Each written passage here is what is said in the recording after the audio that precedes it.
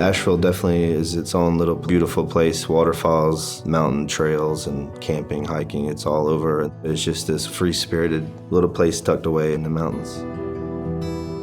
I feel like Asheville has always been a place for artists, for writers, to come and kind of get away from the noise of bigger cities. There was just something that really spoke to me about Asheville as a whole, and you walk around everywhere and everyone has a story. I mean, a painter, or a singer, or a woodworker, a potter, you have no idea. To me, it feels like home because Asheville is a great place to start your craft, start your life. It feels like this very vibrant time, and that's really wonderful to see. We're Connie and Alex Matisse, and we are the founders and owners of East Fork Pottery. It's one of those typical love stories where 9 years later, I'm still here in Asheville, and it just became more magical. You're able to have much bigger impact than you would in a bigger place. This was built to be a country pottery workshop.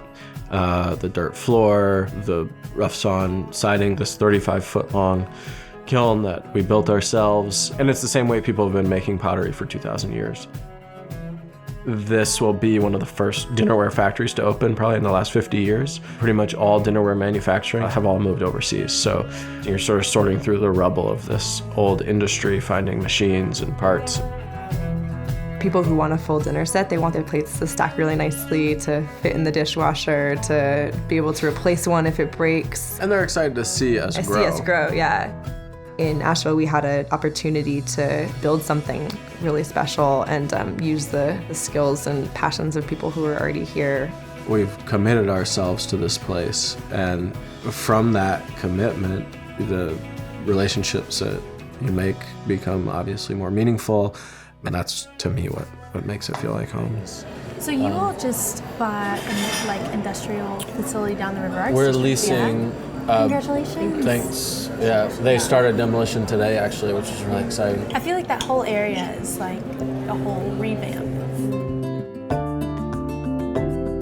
My name is Annalise Corley, and I am the maker for Spoon and Hook. I hand carve wooden spoons and numerous wooden wares.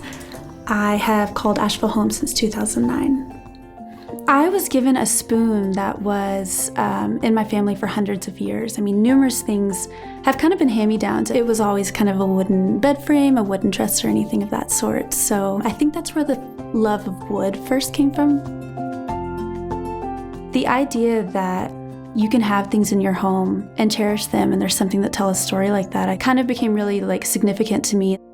I think to be part of this town, you kind of have to embrace the culture of it in some capacity. I mean, even if it's just appreciating that it is mindful and a local scene. I don't know if maybe in another town I would be able to say, I want to be a spoon maker, and it could happen in such a fluid way as it has here. But there's just such a community of people who want everyone to thrive. Naturally, because everyone is so supportive of each other in this town. I mean, also the fact that Asheville is really a town of food, obviously of beer, and of craft.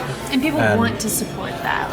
It's very easy to say yes to any of it. Everyone has to eat, and everyone has to have something to eat after. Yeah. So when is Buxton Hall going to get East Fork Pottery? Yeah. Do you how kind of late to the game? We are late. That's sad.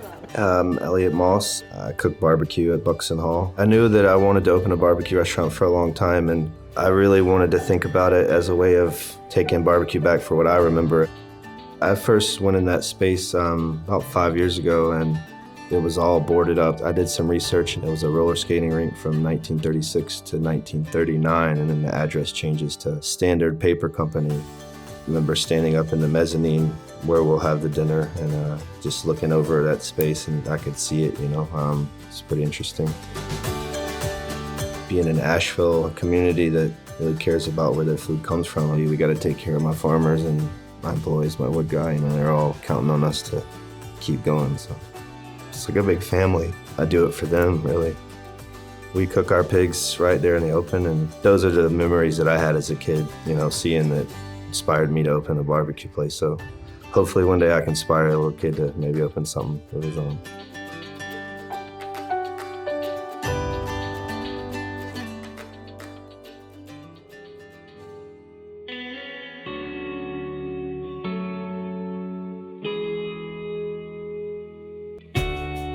Asheville feels like home because in the last 15 years, you've seen restaurants opening, really using the surroundings, really being committed to local and sustainable food, craftspeople staying here and kind of celebrating the craft environment.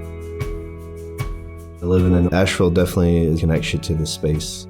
The weather is beautiful, so there's a lot of fun stuff to do outside. You can walk to like some really magical spots so close, and any direction you can go into a totally different landscape that's just so incredible. I mean, you can drive 45 minutes and go pick blackberries for the day, or you can go the other direction and go to a waterfall.